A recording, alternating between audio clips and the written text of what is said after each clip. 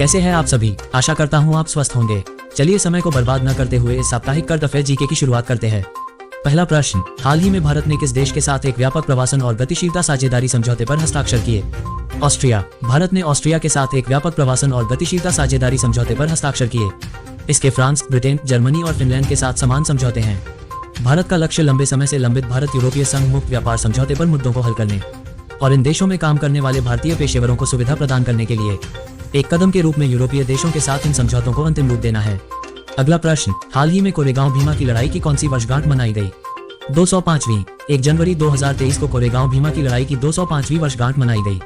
भीमा कोरेगांव की लड़ाई 1 जनवरी 1818 को पेशवा बाजीराव द्वितीय और ईस्ट इंडिया कंपनी के कप्तान एफ स्टॉन्टन के नेतृत्व में ब्रिटिश सेना के बीच लड़ी गई थी।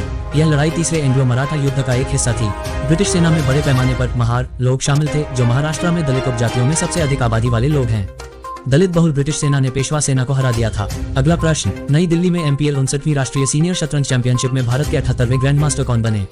आंसर, कौस्तव चटर्जी। कौस्तव चटर्जी नई दिल्ली में MPL 59वीं राष्ट्रीय सीनियर शतरंज चैंपियनशिप में भारत के 78वें ग्रैंड मास्टर बने। 19 वर्षीय ने GM मित्रभा गुहा के खिलाफ अपना खेल ड्रॉ किया। कोलकाता के रहने वाले कौस्तव पश्चिम बंगाल के 10वें ग्रैंड मास्टर बने। कौस्तव ने बांग्लादेश में शेख रसेल ग्रैंड मास्टर 2021 में अपना पहला GM मानदंड अर्जित किया और एशियाई महाद्वीपीय चैंपियनशिप 2022 में अपना दूसरा ग्रैंड मास्टर मानदंड हासिल किया।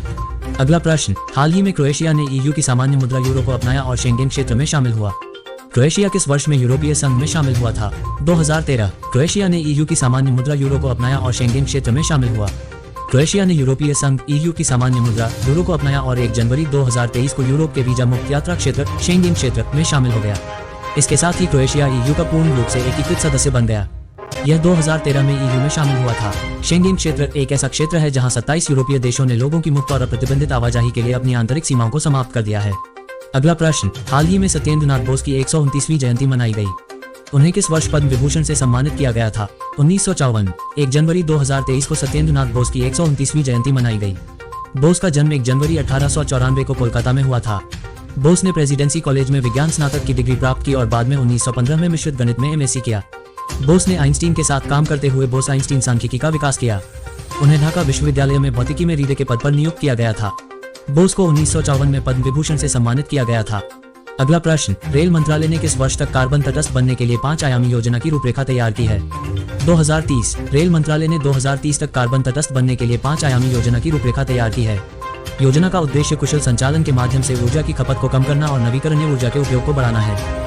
योजना के घटक सभी रेलवे प्रतिष्ठानों, टिकाऊ भवनों और उपकरणों में ऊर्जा दक्षता और बिजली की गुणवत्ता और बहाली पर रूफटॉप सौर पैनलों की स्थापना है।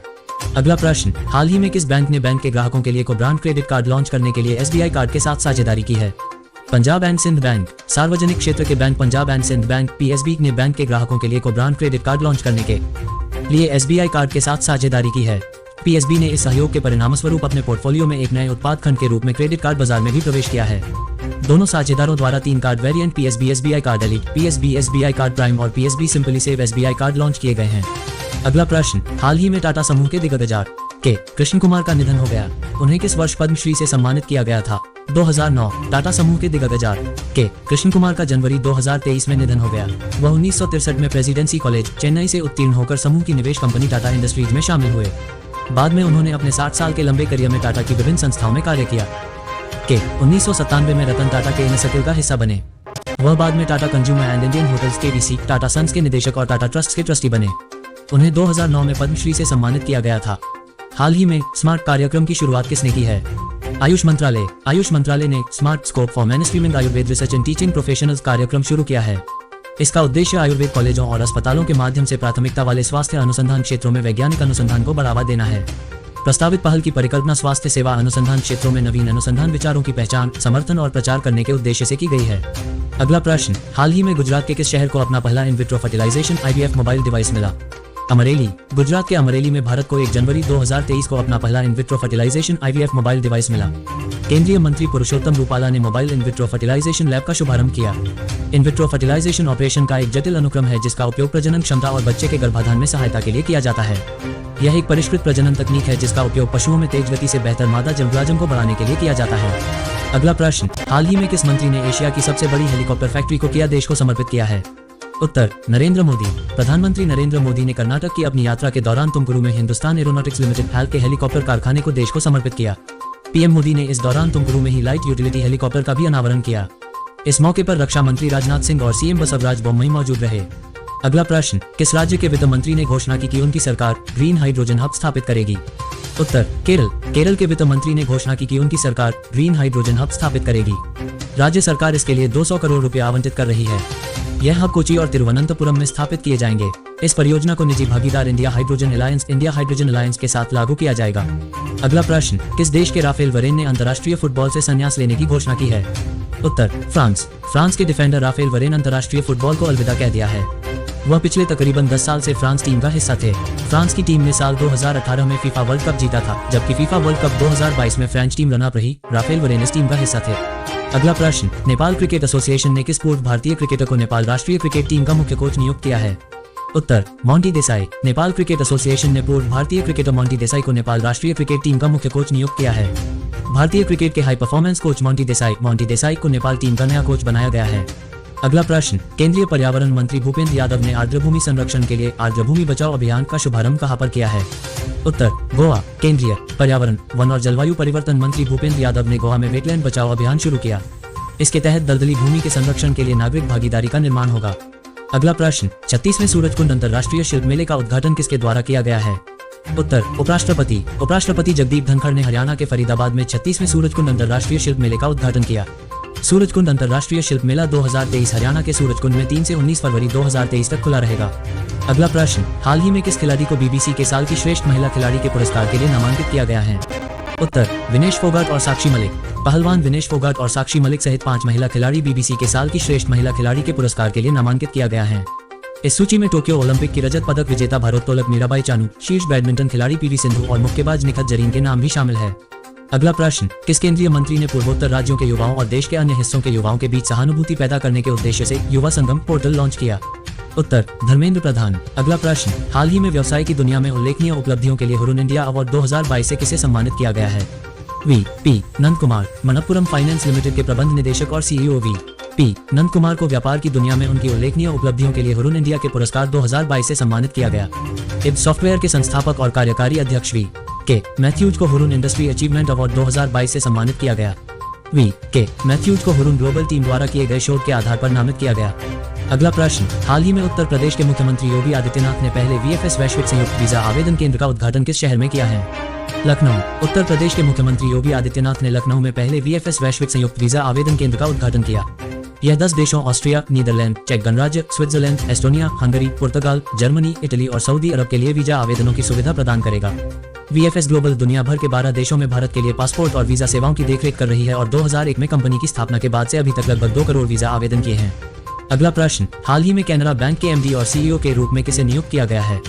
के सत्यनारायण राजू। केंद्र सरकार ने के सत्यनारायण राजू को कैनरा बैंक का प्रबंध निदेशक और सीईओ नियुक्त किया है। वह एलवी प्रभाकर की जगह लेंगे। कैनरा बैंक मुख्यालय बेंगलुरु। कैनरा बैंक के संस्थापक अम्मेम्बल सुब्बा राव पई। कैनरा बैंक की स्थापना 1 जुलाई 1906। अगला प्रश्न, हाल ही में नाउ यू ब्रीथ नामक पुस्तक के लिए गोल्डन बुक अवार्ड्स 2023 से किसे सम्मानित किया गया है? राखी कपूर। लेखिका राखी कपूर को उनकी पुस्तक नाउ यू ब्रीथ के लिए 6 फरवरी 2023 को गोल्डन बुक अवार्ड्स 2023 से सम्मानित किया गया। गोल्डन बुक अवार्ड्स एशिया के प्रतिष्ठित पुरस्कार कार्यक्रमों में से एक है जो साहित्य पर सर्वश्रेष्ठ कार्यों का जश्न मनाता है।